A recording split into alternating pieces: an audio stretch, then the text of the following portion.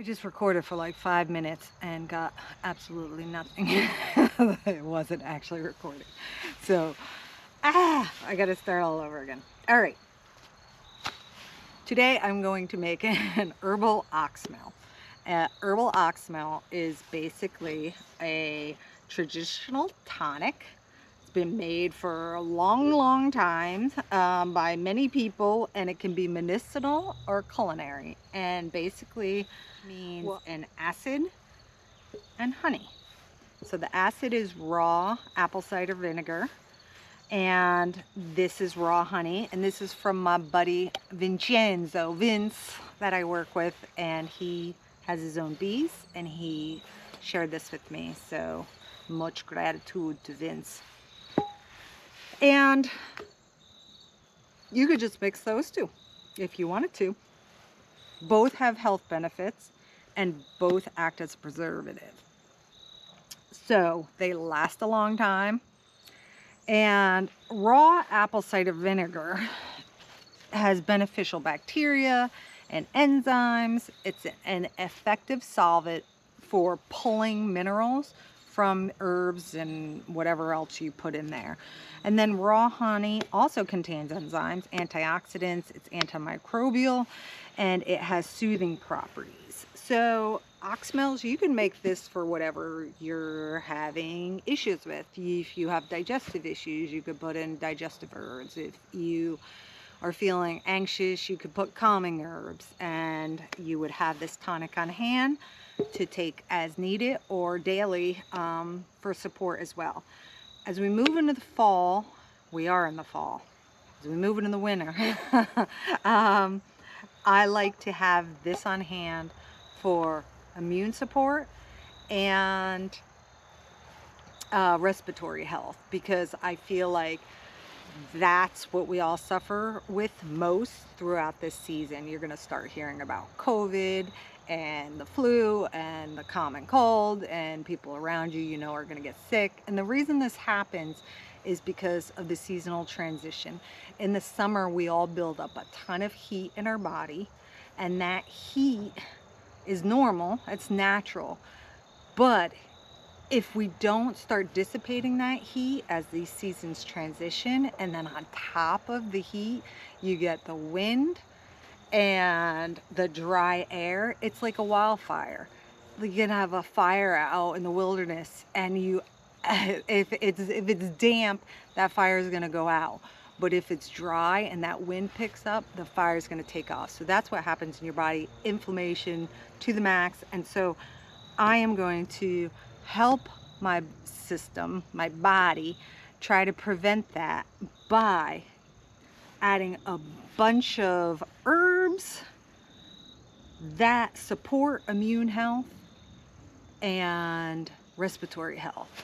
And I will start taking this daily once this is seeped for long enough. You want to let it sit for at least 3 weeks, and you could do longer, and then you're going to strain it and it'll be ready to use. You can take a teaspoon a day, or when you actually have a cold, you can take it up to like 3 times a day. So I will start with the honey. And basically, you're going to do a third, a third, and a third. So a third honey, a third herbs, a third apple cider vinegar. And I'm not going to go through all the properties of all the herbs that I've chosen, because I've chosen a lot. I want a little bananas here. I just went through all my herbs and I was like, yeah, I'll put that in. So I'll put a pinch of this, a pinch of that. Some things I'll put more of, and I'll try to share a little bit of their properties as I add them. So we'll start with the honey.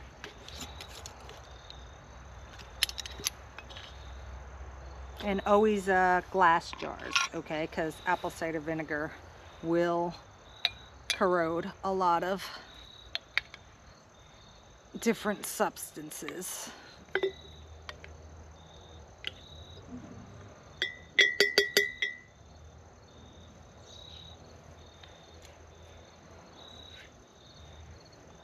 And this honey is crystallized, so it's not pouring out, but it'll mix right up with the apple cider vinegar.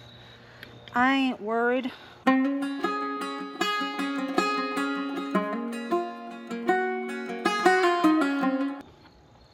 If you are in the United States, if you live here or you're visiting and you're on public lands,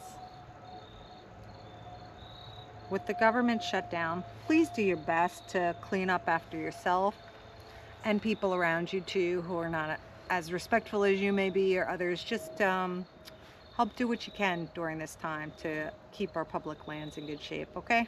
Appreciate it. Honey.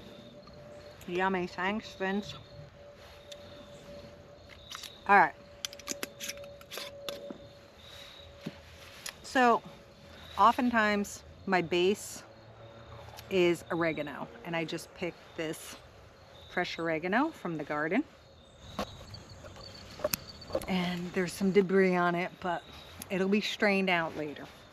So, oregano, most everything I'm going to use has properties of immune support and respiratory support. Oregano, it acts as a decongestion, it has antihistamines, it has volatile oils that support the immune system and the body's natural defenses against foreign bodies. So I'm going to start with that. I'm going to use fresh, and then I also have some dried here, and I normally buy in bulk, and I have no affiliation to any of these companies. We don't have enough support to have anyone wanting to work with us. But this was a mistake. I bought a little bag. I don't know my grams very well. Normally I buy big bags of stuff, but I'm going to use the rest of this up. So you could just do this oregano all by itself. Top this with apple cider vinegar. Obviously you would want to use some more herbs, fill it up a third of the way, then top it off with apple cider vinegar. But I also have some thyme and sage that I picked from the garden, so I'm going to add that. And then I got a little bit of everything. And I'm going to, where's my plantain leaf?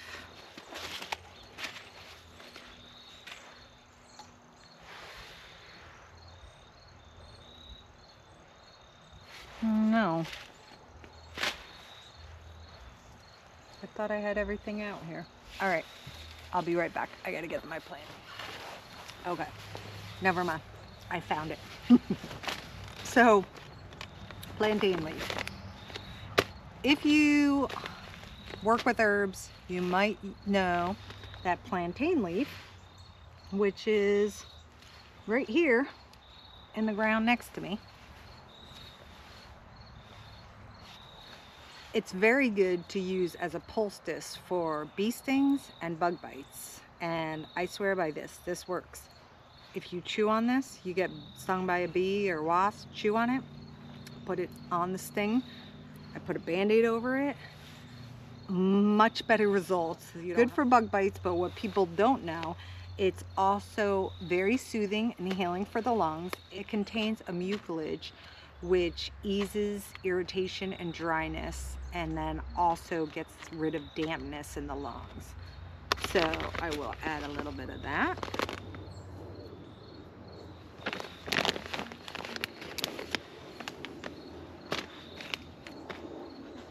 I always like dandelion this is dandelion root. This is what I used to do when I had a house with all my herbs. Would tell you what it's good for.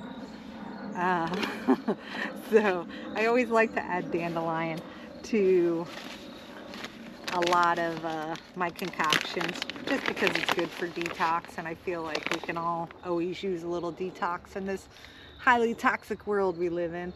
So this is dandelion leaf. Just going to add a little bit of that. And then we have licorice root. Now for lungs, this is one of your allies. This is one of your best friends. It's great for your lung function, respiratory strength, healthy mucous membranes, improves the function of the immune system.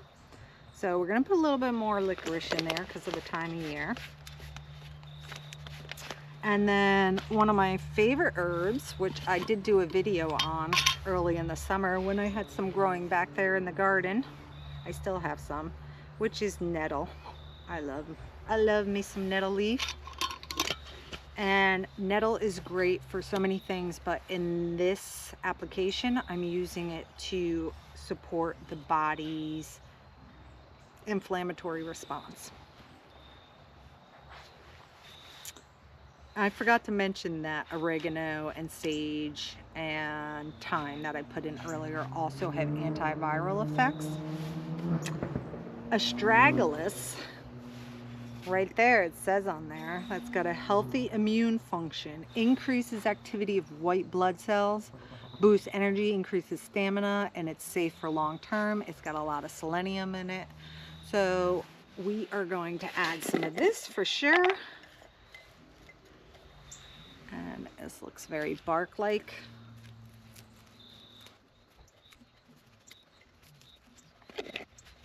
We got Sichandra berry, which combats free radicals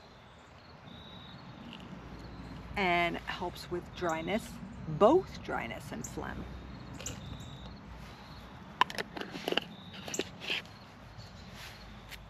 Marshmallow. This is a moisturizing herb. So when you have dry, irritated lungs, it can help with that. Just putting a little bit of that in. And then this is some reishi mushroom that I harvested myself. And I'm just going to put a little bit of that in there.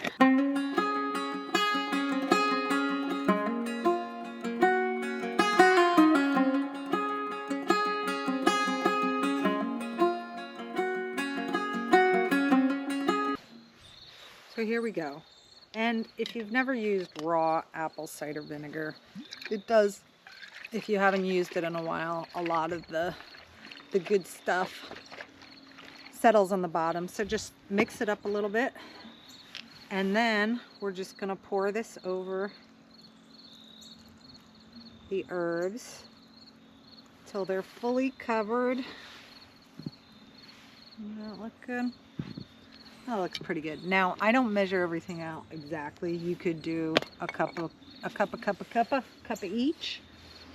And then you want to use not a metal cap because the vinegar will corrode the metal.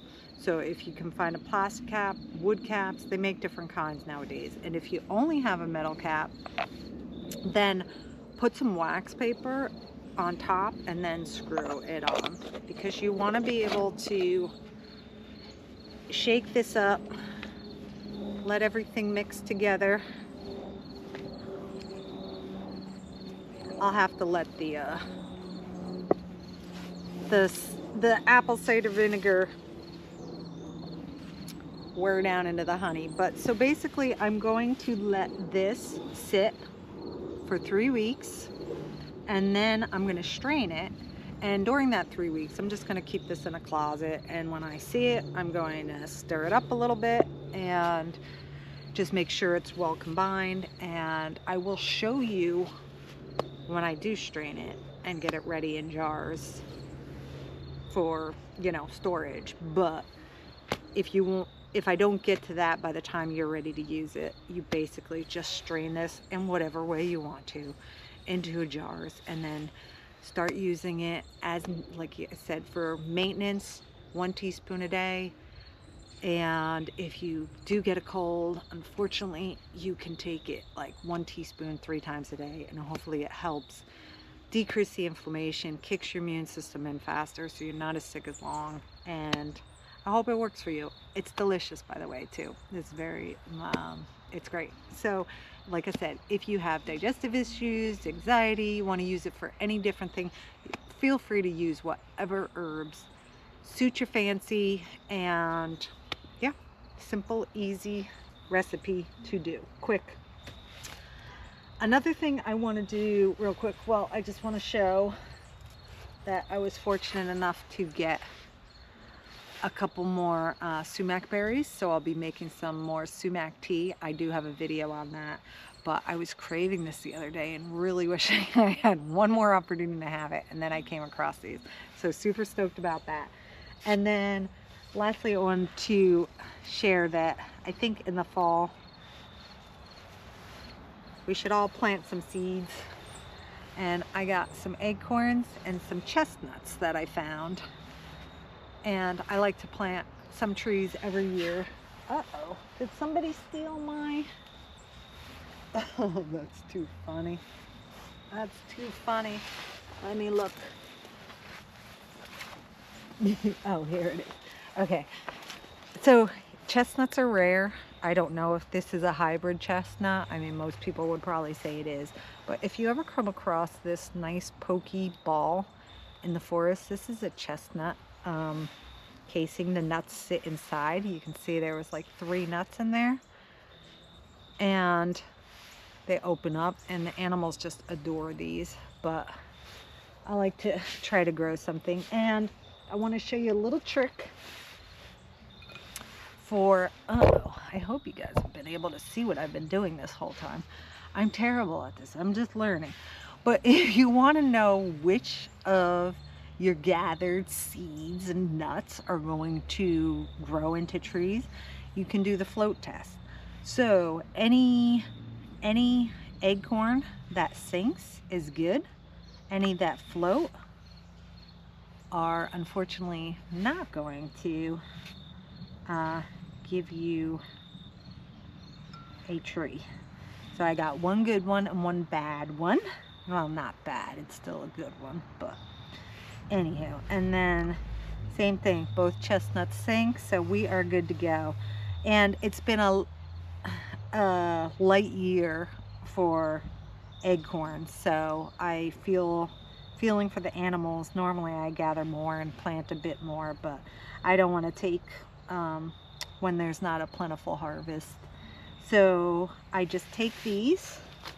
I'll leave this here because somebody might want to eat it. And then I'm going to put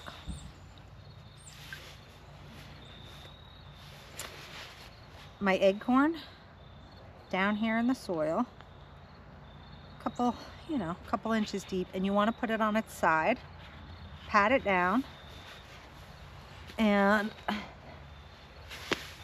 same thing with the chestnuts. Put them on their sides, because the tree will actually come out this way and then grow up towards the light. And I'll water these in.